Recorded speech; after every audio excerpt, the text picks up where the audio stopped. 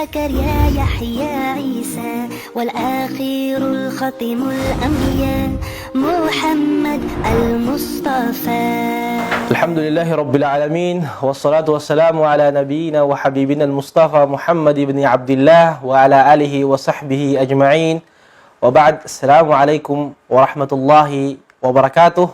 Panibagong araw po sa ating lahat at panibagong serye patungkol sa ating kwento, sa ating programa na maikling kwento ng mga propeta sa Islam. Bago po yun mga kapatid, unang-una dapat po tayong magpasalamat kay Allah subhanahu wa ta'ala sa ating mga biyayang tinatamasa, lalong-lalo na nandito po tayo sa mabiyayang buwan ng Ramadan at alam po natin na doble-doble yung gantimpalang ipinagkakaloob ng Allah subhanahu wa ta'ala sa mga taong nagsusumikap sa pagsasagawa ng kanilang mga ibada.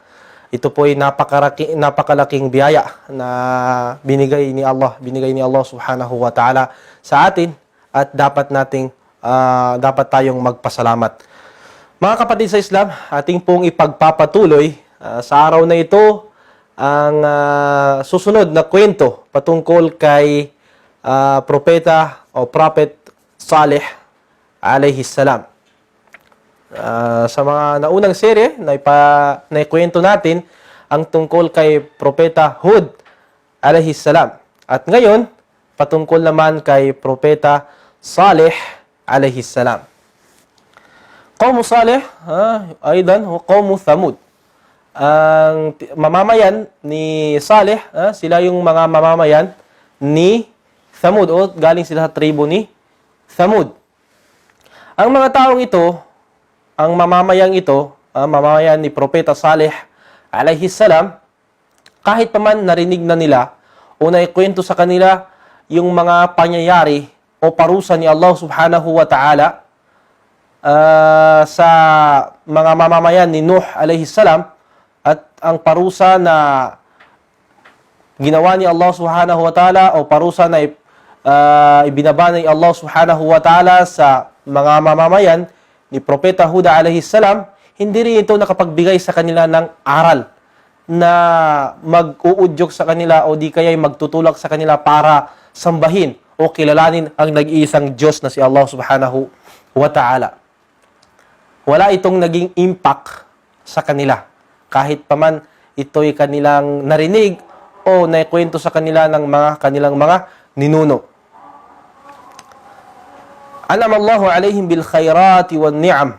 Yung mga mamamayang ito, mamamayan ni Propeta Saleh alayhi salam, sila pinagkalooban ng Allah subhanahu wa ta'ala ng napakaraming biyaya.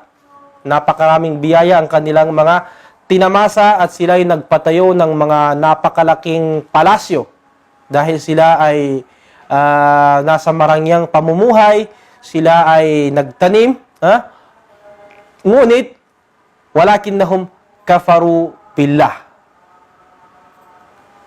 Dahil kahit pa man sila ay pinagkalooban ng napakaraming biyaya, sila ay namumuhay ng marangya, ngunit sila ay hindi naniwala kay Allah subhanahu wa ta'ala. Sinuway ang pagsunod sa pagsamba o sinuway nila ang pagsamba sa nag-iisang Diyos na si Allah subhanahu wa ta'ala. At dahil doon, nagpadala ang Allah subhanahu wa ta'ala. Alam natin na ang Allah subhanahu wa ta'ala ay nagpapadala ng kanyang mga sugo o propeta sa isang pamayanan kung lumalaganap na ang shirk o lumalaganap ang mga kasamaan dito. Kaya't dahil sa paglabag o sa mga kasamaan at pagsamba ng mga taong ito sa mga Diyos-Diyosan, sa mga ribulto, ipinadala ni Allah subhanahu wa ta'ala si Saleh alayhi salam upang ipalaganap ang tauhid. Dahil lahat ng propeta, lahat ng mga sugo, ito lamang ang kanilang mensahe, ang sambahin o ang pagsamba sa nag-iisang Diyos na si Allah subhanahu wa ta'ala. Yudhakiruhum bi anna an-na'ima la yadum. Sa unang pagkakataon, ipinahayag ni Propeta Saleh alayhi salam sa mga taong iyon, sa kanilang mamamayan, na ang anumang biyayang kanilang tinatamasa, anumang biyayang mayroon sila, hindi ito magpapatuloy. Darating din ang panahon o araw na ito ay mawawala rin sa kanila. At kanyang ipinahayag sa kanila yung tauhid, na wala silang dapat sambahin, wala silang dapat kilalanin na Diyos, maliban lamang sa nag-iisang Diyos na lumikha sa kanila, si Allah subhanahu wa ta'ala. Ano ang naging response nila, tugon nila sa da'wah, sa paghihikayat sa kanila ni Propeta Saleh alayhi salam, na sambahin si Allah? Radduhum li Saleh, qalu ya Saleh, qad kunta fina marjuwa qabla hada, atanhana an na'budu ma ya'budu aba'una, wa innana la fi shakkin mimma tad'una ilayhi murib. Ang kanilang sabi kay Propeta Saleh alayhi salam, qad kunta fina marjuwa, bago mo pa man maipaabot sa amin ang katuruan upang sambahin si Allah subhanahu wa ta'ala, ikaw ay aming pininiwalaan sa iyong mga payo. Ngunit kung ang iyong payo o iyong turo ay ang pagsamba kay Allah, pagsamba sa nag-iisang Diyos, hindi ka namin paniniwalaan. Paniniwalaan ka namin sa mga ibang bagay, sa ibang katuruan. Ngunit ang katuruan mo sa pagsamba sa nag-iisang Diyos, hindi namin paniniwalaan. Gusto mo bang pagbawalan kami upang sambahin ang mga sinamba ng aming mga ninuno, ang aming mga ama, ang mga nauna pa sa amin? At sila ay nagkaroon ng pagdadalawang isip at pagsuway sa katuruan ni Propeta Saleh alayhi salam. At dahil doon, hindi pa rin nawalan ng pag-asa si Propeta Saleh na mayroon ring maniniwala mula sa kanyang mga mamamayan. Siya'y nagpatuloy sa kanyang da'wa. At mayroong kakaunting naniwala mula sa mga mahirap. Ito rin yung nakakasanayan natin, o itong pangyayari na tanging mga mahihirap na mga tao, maliliit na tao ang unang pumapasok sa relihiyon. Ganon din sa kapanahunan ni Propeta Muhammad sallallahu alaihi wasallam. Ang unang naniwala kay Propeta Saleh alaihi salam yung mga taong maliliit, nagmula sa mga mahirap na tao. At yung mga mayayaman, sila ay hindi pumasok o hindi sumang-ayon sa da'wa ni Propeta Saleh alaihi salam. Imbis na sila'y maniwala, pinagbintangan pa nila si Propeta Saleh, yung mga ibang taong may kaya, may impluwensya sa kanilang pamayanan, ittahamuhu bis-sihri wal junun. Kanilang pinagbintangan si Propeta Saleh na siya daw ay mangkukulam, may magic, at siya raw ay baliw, may problema sa pag-iisip. At wahahum yatlubuna al-ayat. Dumating ang panahon o ang araw na wala na silang maisip na dahilan para hindi sila sumang-ayon sa turo ni Propeta Saleh alaihi salam, at dumating yung araw na kanilang sinabi o humingi sila ng milagro. Kung ang kanilang sabi na kung totoo ang iyong da'wa, kung totoo ang iyong mensahe mula sa kinikilala mong Diyos, magpakita ka sa amin ng isang milagro o isang senyales na ikaw ay totoong sugo o propeta ni Allah subhanahu wa ta'ala. Fa'ati bi ayatin in kunta minas sadiqin. Qalu inna ma anta minal musahharin ma anta illa basharum mithluna. Fa'ati bi ayatin in kunta minas sadiqin. Sabi nila kay Propeta Saleh, ikaw lamang ay isang hamak na tao katulad rin namin. At kung ang sa tingin mo ikaw ay nasa katotohanan, magpakita ka ng mga aya na ito'y maghihikayat sa amin na yakapin ang iyong relihiyon at maniwala sa iyo. At nagkaroon nga ng kasunduan sa pagitan ni Saleh, Propeta Saleh alaihi salam, at sa mga tao at sa kanyang mamamayan. Sabi ni Propeta Saleh, kung makapagbibigay ako sa inyo ng isang milagro o isang senyales, aya mula kay Allah subhanahu wa ta'ala, kanilang hiningi. Ano ba yung kanilang kahilingan kay Propeta Saleh? Kanilang hiningi na maglabas o ipalabas ni Allah o ipalabas ni Propeta Saleh mula sa malaking bundok, bundok ng bato, na lumabas mula rito ang isang kamelyo, babaeng kamelyo na buntis. Yun yung kanilang hiningi.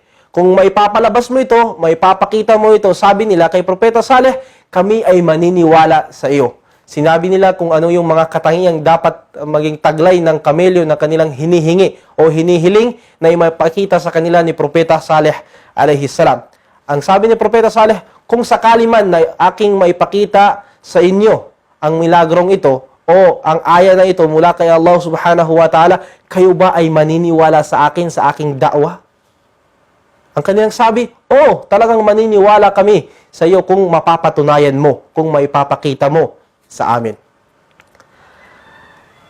At ang pangyayaring ito, nagpatuloy at nagda'wa, nanalangin si Propeta Saleh alayhi salam kay Allah subhanahu wa ta'ala na ibigay sa mga tao ang kanilang kahilingan. Kaya't ito'y tinanggap ng Allah subhanahu wa ta'ala. At ang sabi ng Allah, inna musilun naqata fitnatan lahum fartaqibhum wastabir wa nabbihum anna al-ma'a qismatun bainahum kullu shirbin muhtadar. Tinanggap ni Allah subhanahu wa ta'ala ang panalangin ni Propeta Saleh alayhi salam na magpakita o magpadala ng magpalabas ng isang buntis na kamelyo mula sa bundok o mula sa napakalaking bato. At dahil doon, dahil ang Allah subhanahu wa ta'ala fawqa kulli shay, o di kaya qadirun ala kulli shay, kaya ng Allah subhanahu wa ta'ala ang anumang bagay, kun fayakun, sasabihin lang lamang ni Allah ang kun fayakun ay mangyayari na ang isang bagay. At dumating nga ang araw na iyon. Lumabas ang isang kamelyo nabiyak sa dalawang bahagi ang napakalaking bato at lumabas mula rito ang buntis na kamelyo ayon sa mga katangiang kanilang hiniling kay Propeta Saleh alayhi salam at sila'y namangha. At dahil dito, napakarami o marami ang naniwala dahil sa hindi kapanipaniwalang pangyayaring ito o di kaya sa nakakamanghang pangyayari. Marami ang naniwala kay Propeta Saleh alayhi salam at may iilan din na hindi naniwala kahit paman hayag na sa kanila napakalinaw na may lumabas na kamelyo mula sa nagbiyak o biyak na bato. At dahil doon namuhay ang kamelyo na ito ng mapayapa sa loob ng ilang taon at dumating na ang araw o di kaya'y ang kondisyon ni Saleh alayhi salam sa kanila na sila'y pinagbawalan o pinaingatan sa kanila o nagbabala si Propeta Saleh alayhi salam na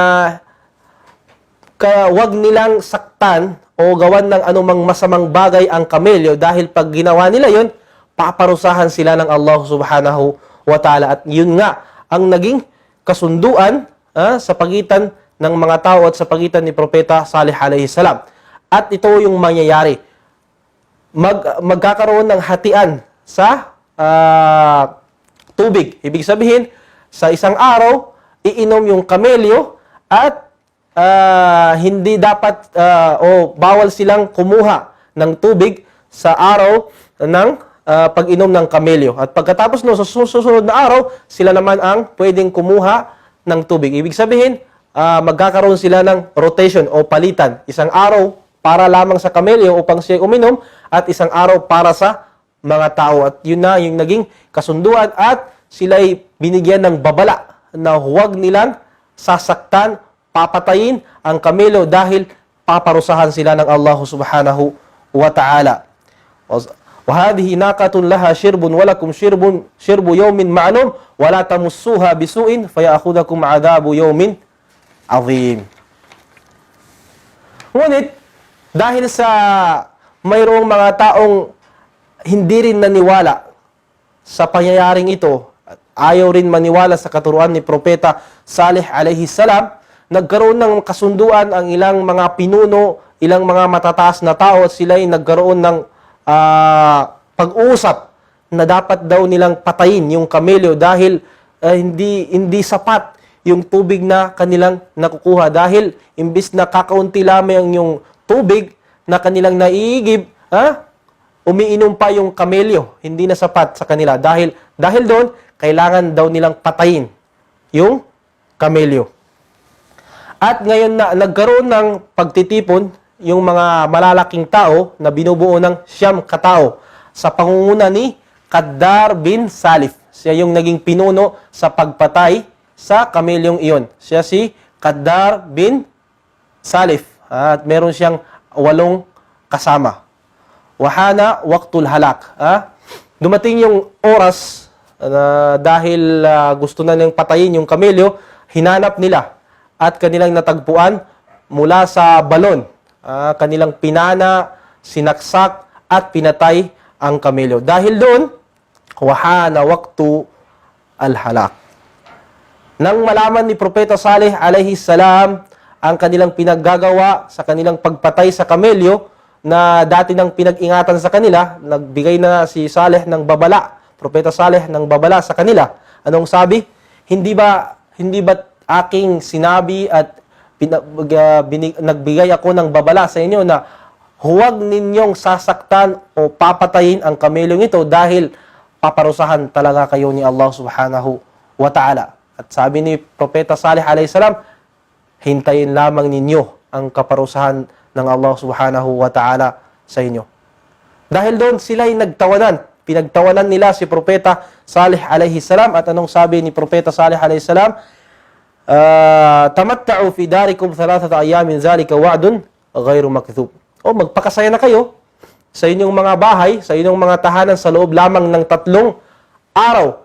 At pagkatapos ng 3 araw, sa pang-4 na araw, darating na ang kaparusahan mula kay Allah subhanahu wa ta'ala.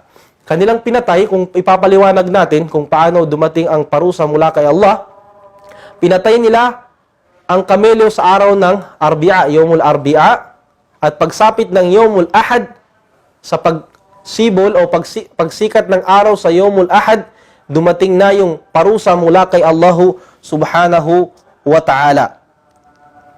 وأشرقت الشمس في يوم الأحد فجاءت صيحة من السماء ورجفة شديدة من أسفل منهم ففاضت الأرواح وزهقت الأنفس. Ano yung naging kaparusahan sa kanila? Nung dumating yung Yawmul Ahad, pagsikat ng araw, habang hinihintay nila ang parusa ng magmumula kay Allah subhanahu wa ta'ala, ano yung kaparusahan? Mayroong nakabibingi at nakamamatay na tinig o tinig mula sa langit at may kasabay na lindol mula sa lupa, at yung dahilan kung bakit sila namatay. Sa loob lamang ng 1 oras, fasbahu fi jarihim jathimin. Ito yung parusa sa kanila, napakalaki, nakabibingi tinig o di kaya ay tunog na dumating sa kanila. At yun yung dahilan kung bakit sila namatay sa kanilang mga tahanan.